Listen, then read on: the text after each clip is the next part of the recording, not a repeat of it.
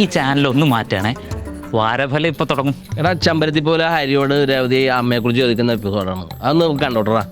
ഒന്ന് മാറ്റിക്കൊടുത്തേക്ക് മോനെ, അല്ലെങ്കിൽ ഒരു തരത്തില്ല. ചെമ്പരത്തി പൂവോ? അച്ഛനെപ്പോഴും അച്ഛന്റെ സ്വഭാവത്തിനുള്ള സീരിയലാണോ അമ്മയെ കണ്ടോണ്ടിരിക്കുന്നത്?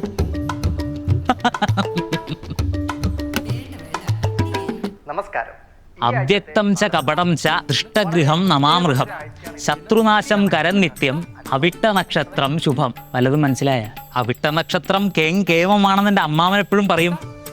നാട്ടിൽ കായ്ക്കാതെ നിന്ന തെങ്ങ് വെട്ടി ഞാനുണ്ടാവുമ്പോൾ അത് വെച്ചൊരു തൊട്ടിൽ പണിയാനായിരുന്നു എൻ്റെ അമ്മാവൻ്റെ പ്ലാൻ. എന്നിട്ട് ആ തെങ്ങിന് എന്ത് പറ്റിയെന്ന് അമ്മയ്ക്കറിയോ? ഇടിവെട്ടി പോയി കാണും. ഞാൻ ജനിച്ച അന്ന് തന്നെ തെങ്ങിന് കായ്ഫലം. എല്ലാം ഈ അവിട്ട നക്ഷത്രക്കാരൻ്റെ ഐശ്വര്യം എന്നാണ് അമ്മാവൻ പറയുന്നത്. അവിട്ടം നക്ഷത്രക്കാർക്ക് ഈ വാരം കെങ്കേ.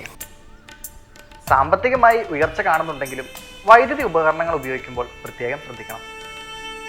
അടുത്തതായി മകം നക്ഷത്രത്തിൽ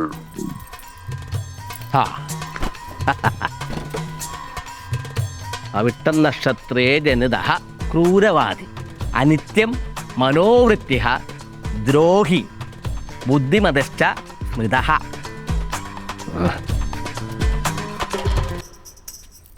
ഹൈ കെങ്കേമ മരിക്കുന്നല്ലോ ആ വീട്ടം നക്ഷത്രക്കാരാ.